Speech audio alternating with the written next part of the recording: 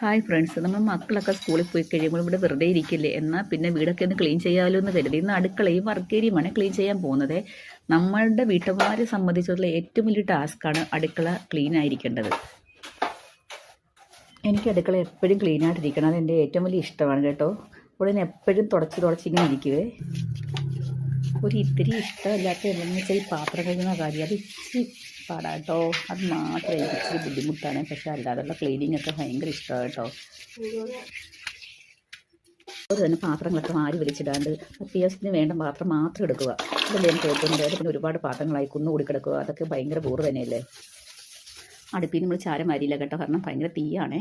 അതുകൊണ്ട് നമ്മൾ ചാരം വാരിയില്ലേ, രാവിലത്തെ പാചകത്തിൻ്റെ ചാരമാണ്. അപ്പോൾ അതുകൊണ്ട് നമ്മൾ അങ്ങനെ ഇട്ടേക്കുവാണെങ്കിൽ തണുക്കാൻ വേണ്ടിയേ. അപ്പോൾ നമ്മുടെ വർക്കേരിയിലെ ക്ലീനിങ് കഴിഞ്ഞു കേട്ടോ. അപ്പോഴേ ഞാൻ കുഴഞ്ഞ് അടുത്തതായിട്ട് നമ്മുടെ അടുക്കളയാണ് ക്ലീൻ ആക്കാൻ പോകുന്നത്. പിന്നെ നമ്മൾ കിച്ചണിൽ നമ്മളെക്കൊണ്ട് ചെയ്യാൻ പറ്റുന്ന പണികളൊക്കെ ചെയ്യുക, അത്രയ്ക്ക് ക്ലീൻ ആക്കിയിടുക. അപ്പോൾ എന്ത് ഭംഗി കാണാൻ തന്നെ അല്ലേ. ഇങ്ങനത്തെ ജോലിയൊക്കെ ഇഷ്ടപ്പെടുന്ന ആൾക്കാരും ഉണ്ടാവും, ഇഷ്ടപ്പെടാത്ത ആൾക്കാരും ഉണ്ടാവും അല്ലേ. പിന്നെ ഈ വൃത്തിയാക്കൽ പിന്നെ വേറെ രഹസ്യം കൂടി ഉണ്ട് കേട്ടോ. എൻ്റെ കെട്ടിയും വരുന്നുണ്ട്, അതുകൊണ്ടാണ് ഞാൻ ഇത്ര കാര്യമായിട്ട് വൃത്തിയാക്കുന്നത് കേട്ടോ.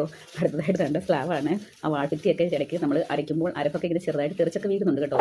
അതൊക്കെ ക്ലീൻ ചെയ്യുന്നുണ്ട്. നമ്മുടെ പിന്നെ ബോട്ടൊക്കെ ഇല്ലേ, മസാല ടീനൊക്കെ ഒന്ന് തുടച്ച് വൃത്തിയാക്കിയൊക്കെ വെക്കുവാണ്. അല്ലെങ്കിൽ വരുമ്പോഴേ എന്തെങ്കിലും കണ്ടുപിടിക്കുന്നത് എന്തുവാന്ന് ചോദിച്ചു കേട്ടോ.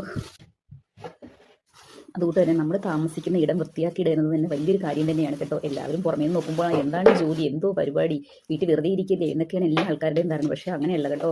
നമുക്ക് ഏറ്റവും കൂടുതൽ ജോലിയുള്ളത് വീട്ടമ്മമാർക്ക് തന്നെയാണ്. അതുപോലെ തന്നെ ഒരു പ്രധാനപ്പെട്ട കാര്യം, നമുക്കൊന്ന് വയ്യാണ്ടായി പോയാൽ നമ്മുടെ വീട് ആകെ മൊത്തത്തിൽ താളം തെറ്റി അല്ലേ. എൻ്റെ അനുഭവത്തിന് അങ്ങനെയാണ് കേട്ടോ.